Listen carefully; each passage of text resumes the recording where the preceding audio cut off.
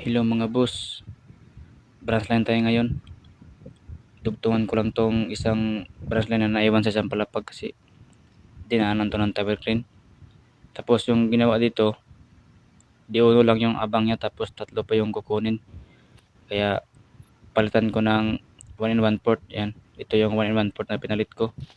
Pinaklas ko yung di uno. Tapos nilagyan ko ng 1 and 1/4. Diyan sa 1 and 1/4 ko nag-T para sa isang heads. Tapos yung dugtong di uno, diyan ako nag tapos yung last elbow sa D1 dalawa lang, tapos itong 1/4 ginawa kasi doon tatlong edge tapos D1 lang yung ginawa nila, yung kasama kong lumipat na.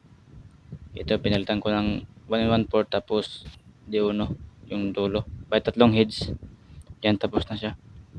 Inahan ko na kasi dadaan yung dyan, yung tubo ng ventilation ng CR. Mahirap na ikabit yan pag nauna sila, kaya inunahan ko na ng piping.